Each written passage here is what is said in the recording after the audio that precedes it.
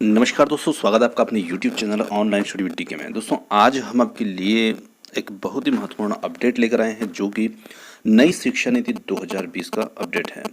और यहाँ पर आप देख सकते हैं कि अभी 2 दिन पहले ही बुधवार को जो नई शिक्षा नीति 2020 थी उसे मंजूरी मिल गई है। और इस नई शिक्षा नीति के अंदर क्या क्या बदलाव हुए हैं, उनके कुछ महत्वपूर्ण बदलाव आज हम आपके लिए लेकर आए हैं। तो चलिए और देखते हैं आज की जो नई शिक्षा नीति है इसमें किस प्रकार के कुछ महत्वपूर्ण बदलावों को। तो वैसे तो शिक्षा नीति जो है वो लगभग 108 पेज की पूरी शिक्षा नीति है, तो इतना बड़ा वीडियो तो यहाँ पर लेकर आना संभव नहीं है। फिर भी यहाँ पर हम कुछ अपडेट्स, कुछ महत्वपूर्ण बिंदु जो निकल कर आए हैं वो हम आपके लिए आज लेकर आए हैं। तो चलिए यहाँ पर देखते हैं। तो देखिए, यहाँ पर पहला बात पॉइंट जो हमारा है वो है केंद्र सरकार ने बुधवार को ही नई शिक्षा नीति को मंजूरी दे दी है। और इसी के साथ साथ ये बदलाव जो है ये करीब 34 साल के बाद शिक्षा नीति के अंदर हुआ है। और यहाँ पर स्कूल शिक्षा से लेकर के उच्च शिक्षा, कॉलेज तक की शिक्षा में भी कई बड़े बदलाव किए गए हैं। इसी के साथ यहाँ पर देख सकते हैं कि बच्चों पर बोर्ड परीक्षा का भार इसमें कम किया गया है। और साथ ही साथ उच्च शिक्षा के लिए भी सिर्फ एक ही नियामक होगा। इसी के साथ आगे बढ़ते हैं। और पढ़ाई बीच में छूटने पर, जैसे पहले पढ़ाई बेकार हो जाती थी, कोई विद्यार्थी कॉलेज से 1 साल 2 साल बाद अपनी पढ़ाई को छोड़ देता था, तो उसका 1 साल 2 साल जो था पूरा बेकार होता था। तो यहाँ पर बीच में पढ़ाई छोड़ने पर पहले की तरह पढ़ाई जो होगी वो अब बेकार नहीं होगी। चाहे विद्यार्थी कॉलेज में 1 साल पढ़ाई पूरी करता है तो भी उसे सर्टिफिकेट मिलेगा, 2 साल की पढ़ाई करने पर उसे डिप्लोमा सर्टिफिकेट दिया जाएगा, और 3 साल की पढ़ाई करने पर उसे डिग्री दी जाएगी, और 4 साल की पढ़ाई होने पर उसे रिसर्च के साथ में डिग्री दी जाएगी। तो बिल्कुल ये बहुत अच्छा बदलाव है, क्योंकि कई विद्यार्थी जो हैं स्कूल कॉलेज के अंदर 1 साल 2 साल के अंदर पढ़ाई को छोड़ देते थे, और उनका जो वो 1 साल की पढ़ाई होती थी या 2 साल की पढ़ाई होती थी वो बेकार होती थी, तो वो अब यहाँ पर नहीं होगी। इसी के साथ यहाँ पर अगला पॉइंट देखते हैं। प्रधानमंत्री नरेंद्र मोदी जी की अध्यक्षता में मंत्रिमंडल की बैठक में नई नीति पर मोहर लगाई गई है। और इसी में 2030 तक, देखिए 2030 तक प्री प्राइमरी से लेकर के उच्च माध्यमिक तक 100% और उच्च शिक्षा में 50% प्रवेश दर हासिल करने की बात कही है। देखिए 2030 तक का मतलब यहाँ पर है कि जो शिक्षा नीति है इसमें बहुत सारे बदलाव हैं, और इसे पूरी तरह लागू होने में थोड़ा समय ज़्यादा लगेगा। तो इस प्रकार 2030 तक का इसमें ये टारगेट रखा गया है। चलिए आगे बात करते हैं। शिक्षा पर सरकारी खर्च जो है 4.43% से बढ़कर जीडीपी का 6% तक तय करने का लक्ष्य इसमें रखा गया है। चलिए आगे बढ़ते हैं। चलिए आगे अब इसमें हम कुछ जो महत्वपूर्ण बिंदु हैं उनको थोड़ा विस्तार से यहाँ पर समझते हैं। देखिए, पहला महत्वपूर्ण जो बदलाव यहाँ पर है वो है स्कूल में 10+2 खत्म होगा और अब शुरू होगा 5+3+3+4 फॉर्मेट। तो देखिए यहाँ पर 10+2 का जो फॉर्मेट था वो अब खत्म होकर के इस फॉर्मेट के अंदर बदल चुका है। अब यहाँ पर इस फॉर्मेट का मतलब क्या होगा, चलिए देखें। देखिए, अब स्कूल के पहले 5 साल में प्री प्राइमरी स्कूल के, और यहाँ पर जो पहले 5 साल हैं वो प्री प्राइमरी स्कूल के लिए, 3 साल और कक्षा 1 और 2 और कक्षा 2 सहित फाउंडेशन स्टेज में शामिल होंगे। तो सीधा मतलब यहाँ पर जो पहले 5 साल हैं वो प्राइमरी कक्षाओं के लिए होंगे, और इन 5 सालों की पढ़ाई के लिए एक नया पाठ्यक्रम भी तैयार होगा। तो यहाँ पर प्राइमरी के लिए एक नया पाठ्यक्रम भी तैयार किया जाएगा, और अगले 3 साल का जो स्टेज होगा वो कक्षा 3 से 5 का होगा। देखिए यहाँ पर 3 से 5 पहली जो स्टेज होगी वो कक्षा 1 और 2 प्री प्राइमरी स्कूल के लिए होगी, प्री स्कूल के लिए, और फिर उसके बाद 3 से 5 का होगा। इसके बाद जो अगले 3 साल होंगे वो मिडिल स्टेज यानी कि कक्षा 6 से 8 तक के लिए होगा। इसी के साथ कक्षा अब 6ठी से बच्चों को प्रोफेशनल स्किल्स की शिक्षा भी दी जाएगी, मतलब व्यावसायिक शिक्षा जो होगी वो भी यहाँ पर शामिल होगी। और इसी के साथ जो बच्चे व्यावसायिक शिक्षा लेंगे वो स्थानीय स्तर पर इंटर्नशिप भी उनको कराई जाएगी। चौथा स्टेज जो होगा वो कक्षा 9 से 12 तक का होगा, जो कि 4 साल का होगा, और इसमें छात्रों को विषय चुनने की आज़ादी रहेगी। और इस नई शिक्षा नीति में आप अपने हिसाब से भी विषय चुन सकते हैं, जो भी विषय आप पढ़ना पसंद करते हैं वो आप यहाँ पर चुन सकेंगे। पहले कक्षा 1 से 10 तक की सामान्य पढ़ाई होती थी, और 11वीं कक्षा से हम विषय का चयन करते थे। तो ये भी एक यहाँ पर बदलाव होगा कि आप अपने हिसाब से विषय का चयन कर सकेंगे। देखिए, अभी तक जो सरकारी स्कूलों के अंदर कक्षा पहली से बच्चा भर्ती होता था, लेकिन यहाँ पर नई जब शिक्षा नीति लागू होगी तो होने के बाद पहले बच्चे को 5 साल के फाउंडेशन स्टेज से गुजरना होगा। अब देखिए जो 5 साल का फाउंडेशन स्टेज होगा, फाउंडेशन स्टेज के आखिरी 2 साल जो होंगे, मतलब 5 साल का एक फाउंडेशन स्टेज होगा और यहाँ पर जो उसकी 5 साल के पीछे के 2 साल होंगे वो कक्षा 1 और 2 के लिए होंगे, और जो 3 साल होंगे वो प्री स्कूल के लिए होंगे।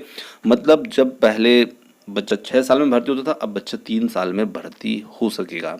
तो 3 साल के बाद उसे प्री स्कूल में डाला जाएगा, जहाँ पर वो 1, 2, 3 साल प्री स्कूल में होगा और फिर वो कक्षा 1 और 2 में आएगा। इस प्रकार उसकी 5 साल होंगे। 5 साल के फाउंडेशन स्टेज के बाद बच्चे जब तीसरी कक्षा में जाएगा, यानी सरकारी स्कूलों में कक्षा तीसरी कक्षा से पहले बच्चों के लिए 5 लेवल बनेंगे। चलिए, अब ये जो फार्मूला होगा 5+3+3+4, एक नए स्कूल एजुकेशन सिस्टम में पहले 5 साल 3 से 8 साल के लिए, और उसके बाद 3 साल 8 से 11 साल के बच्चों के लिए, और उसके बाद 3 साल 11 से 14 साल के बच्चों के लिए, और स्कूल में सबसे आखिर के जो 4 साल होंगे वो 14 से 18 वर्ष तक के जो बच्चे होंगे उनके लिए निर्धारित किया गया है। चलिए, अगला जो पॉइंट है यहाँ पर वो है कि 5वीं कक्षा तक मातृभाषा में पढ़ाई होगी। तो बच्चों का जो भी मातृभाषा होगी उसी में ये एक बहुत अच्छा बदलाव है। नई शिक्षा नीति में 5वीं तक जो होगी वहाँ पर जहाँ तक जो संभव हो सके और 8वीं तक भी मातृभाषा में शिक्षा उपलब्ध कराई जा सकती है। तो चलिए अगला पॉइंट देखें, 6ठी कक्षा से व्यावसायिक शिक्षा शुरू होगी। बहुत अच्छा बदलाव है। यहाँ पर नई शिक्षा नीति को अंतिम रूप देने के लिए बनाई गई समिति का नेतृत्व कर रहे डॉक्टर कस्तूरी रंगन ने कहा कि अब 6ठी कक्षा से बच्चों को प्रोफेशनल और स्किल्स की शिक्षा दी जाएगी और स्थानीय स्तर पर इंटर्नशिप भी कराई जाएगी, जहाँ पर बच्चे अपने अनुभव को परख सकते हैं, देख सकते हैं, और व्यावसायिक शिक्षा और कौशल विकास पर जोर दिया जाएगा। और नई शिक्षा नीति बेरोजगार तैयार नहीं करेगी। अभी हम देख सकते हैं कि बहुत सारे जो युवा हैं वो पढ़े लिखे हैं परंतु फिर उनके पास रोजगार नहीं है। तो इस नीति के तहत सबसे अच्छी बात यह है कि उनको 6ठी कक्षा से ही व्यावसायिक शिक्षा दी जाएगी और जिस फील्ड में वो जाना चाहते हैं उसकी तैयारी वो वहीं से करके आएंगे, तो वो खुद अपना काम कर सकते हैं, अपना रोजगार विकसित कर सकेंगे। चलिए अगला पॉइंट देखें, यहाँ पर 10वीं और 12वीं की बोर्ड परीक्षाएं आसान होगी और ये एक बहुत ही महत्वपूर्ण बदलाव यहाँ पर किया गया है। ये बदलाव बोर्ड परीक्षाओं के महत्व को कम किया जाएगा। साथ ही यहाँ पर सुझाव है कि जैसे परीक्षाएं बोर्ड की होती है और विद्यार्थी के ऊपर कुछ दबाव होता है, तो यहाँ पर साल में 2 बार मतलब सेमेस्टर जैसी परीक्षाएं जो होगी वो होंगी। तो 1 साल के अंदर 2 बार विद्यार्थी को परीक्षाएं देनी होंगी और जहाँ पर वस्तुनिष्ठ और व्याख्यात्मक श्रेणियों में विभाजित किया जाएगा। और बोर्ड परीक्षा में मुख्य जोर ज्ञान परीक्षण पर होगा, ना कि विद्यार्थियों में रटने की प्रवृत्ति पर। तो रटने की प्रवृत्ति जो होगी वो यहाँ पर खत्म हो जाएगी। और इस नई नीति के तहत कक्षा 3, 5 और 8 में भी परीक्षाएं होंगी, जबकि 10वीं 12वीं की परीक्षा बोर्ड परीक्षाएं बदले हुए स्वरूप में ली जाएंगी। चलिए आगे बढ़ते हैं। अगला पॉइंट जो है, स्कूल में बच्चों की परफॉर्मेंस का आकलन कुछ इस प्रकार से होगा। बच्चों का रिपोर्ट कार्ड जो है वो भी बदल जाएगा और उनका 3 स्तर पर आकलन किया जाएगा। अब देखिए 3 स्तर जो होंगे, एक छात्र स्वयं करेगा, फिर दूसरा उसका सहपाठी और तीसरा उसका शिक्षक। और नेशनल असेसमेंट सेंटर परख बनाया जाएगा जो कि बच्चों के सीखने की क्षमता का समय समय पर परीक्षण करेगा। और 100% नामांकन के जरिए पढ़ाई छोड़ चुके हुए करीब 2 करोड़ बच्चों को फिर इसमें दाखिला दिलाया जाएगा। आगे बात करते हैं, अगला जो हमारा महत्वपूर्ण बिंदु है, ग्रेजुएशन में 3-4 साल की डिग्री, मल्टीपल एंट्री और एग्जिट सिस्टम। तो देखिए मल्टीपल एंट्री और एग्जिट सिस्टम क्या होगा, तो यहाँ पर हम देखते हैं कि इस सिस्टम के तहत एक ऐसी व्यवस्था लागू की जाएगी जैसे कि आज की जो व्यवस्था है उसके अंदर अगर 4 साल इंजीनियरिंग पढ़ने या 6 सेमेस्टर पढ़ने के बाद कोई किसी कारणवश आगे नहीं पढ़ पाते हैं तो उसका कोई उपाय नहीं होता, उसके 1-2 साल बेकार जाते हैं। तो यहाँ पर मल्टीपल एंट्री एग्जिट सिस्टम के तहत 1 साल के बाद भी उसे सर्टिफिकेट मिलेगा और 2 साल के बाद डिप्लोमा, 4 साल के बाद डिग्री मिल जाएगी और ये छात्रों के लिए बहुत अच्छा फैसला है। और 3 साल की डिग्री उन छात्रों के लिए है जिन्हें हायर एजुकेशन नहीं लेना है और शोध में नहीं जाना है, और वहीं शोध में जाने वाले छात्रों के लिए 4 साल की डिग्री करनी होगी और 4 साल की डिग्री करने वाले स्टूडेंट 1 साल में एमए कर सकेंगे। नई शिक्षा नीति के मुताबिक यदि कोई छात्र इंजीनियरिंग के कोर्स को 2 वर्ष में छोड़ देता है तो भी उसे डिप्लोमा प्राप्त होगा और वो अपने उस डिप्लोमा का उपयोग कर सकते हैं। इससे इंजीनियरिंग छात्रों में बड़ी राहत मिलेगी और 5 साल का संयुक्त ग्रेजुएट मास्टर कोर्स लाया जाएगा। साथ ही साथ एमफिल को यहाँ पर खत्म किया जाएगा और पोस्ट ग्रेजुएट कोर्स में 1 साल के बाद पढ़ाई छोड़ने का विकल्प होगा और नेशनल मेरिट प्लान के जरिए शिक्षकों का उन्नयन किया जाएगा। बीएड 4 साल का होगा और 4 वर्षीय बीएड डिग्री 2030 तक शिक्षक बनने की न्यूनतम योग्यता भी होगी। चलिए अगला पॉइंट देखते हैं। कॉलेजों के लिए यहाँ पर कॉमन एग्जाम का ऑफर होगा। नई शिक्षा नीति के तहत उच्च शिक्षण संस्थानों में प्रवेश के लिए कॉमन एंट्रेंस एग्जाम का ऑफर दिया जाएगा और ये संस्थानों के लिए अनिवार्य नहीं होगा और ये परीक्षा राष्ट्रीय परीक्षा एजेंसी ये परीक्षा करवाएगी। चलिए अगला पॉइंट देखते हैं। नई शिक्षा नीति में एमफिल खत्म होगा। तो बिल्कुल यहाँ पर एमफिल को अब खत्म कर दिया गया है और एमफिल नई शिक्षा नीति लागू होने के बाद छात्र ग्रेजुएट पोस्ट ग्रेजुएशन और उसके बाद सीधे पीएचडी कर सकेंगे और 4 साल का ग्रेजुएशन डिग्री या प्रोग्राम या फिर एमए करके उसके बाद बिना एमफिल के वो सीधा पीएचडी कर सकते हैं और ये नई शिक्षा नीति के तहत एमफिल कोर्सेज को खत्म कर दिया गया है और ये एक बहुत ही बड़ा बदलाव माना जा रहा है। खत्म होंगे यूजीसी, एनसीटी और एआईसीटीई और इनके लिए बनेगी एक ही रेगुलेटरी बॉडी। तो यहाँ पर यूजीसी एआईसीटीई को खत्म करके उच्च शिक्षा में यूजीसी और एआईसीटीई एनसीटी की जगह पर एक ही नियामक होगा और कॉलेजों में स्वायत्तता देकर 15 साल में विश्वविद्यालयों से संबद्धता की प्रक्रिया को पूरी तरह खत्म कर दिया जाएगा। चलिए अगला बदलाव देखते हैं। स्कूलों में प्री प्राइमरी लेवल पर स्पेशल सिलेबस तैयार होगा। तो जो प्री प्राइमरी कक्षाएं होंगी उनके लिए एक बहुत ही स्पेशल सिलेबस तैयार किया जाएगा। इस शिक्षा नीति में स्कूल शिक्षा और उच्च शिक्षा में 10 बड़े सुधारों पर मोहर लगाई गई है। इस नीति में तकनीक के इस्तेमाल पर विशेष ध्यान दिया गया है। जी हाँ, यहाँ पर प्री प्राइमरी शिक्षा के लिए एक विशेष पाठ्यक्रम तैयार किया जाएगा और इसके तहत 3 से 6 वर्ष की आयु के बच्चों के लिए 2025 तक कक्षा 3 के छात्रों तक मूलभूत साक्षरता और अंक ज्ञान सुनिश्चित किया जाएगा। मिडिल कक्षाओं की पढ़ाई भी पूरी तरह बदल जाएगी और कक्षा 6 से 8 के बीच विषयों की पढ़ाई होगी। चलिए अगला बदलाव देखते हैं। त्रिभाषा फार्मूला और विद्यार्थियों को स्कूल के सभी स्तरों में और उच्च शिक्षा स्तर में संस्कृत को एक विकल्प भाषा के रूप में चुनने का अवसर दिया जाएगा। यहाँ पर त्रिभाषा फार्मूला में भी यह विकल्प शामिल होगा और इसके मुताबिक किसी भी विद्यार्थी पर कोई भी भाषा थोपी नहीं जाएगी। वो अपनी इच्छा के अनुसार उसका चयन करेंगे। भारत की अन्य पारंपरिक भाषाएं और साहित्य भी विकल्प के रूप में यहाँ पर उपलब्ध होंगे। अगला जो महत्वपूर्ण बदलाव है, स्कूल कॉलेजों की फीस पर नियंत्रण के लिए एक तंत्र बनेगा, एक सिस्टम बनेगा और उच्च शिक्षण संस्थानों को ऑनलाइन स्वतः घोषणा के आधार पर मंजूरी मिलेगी।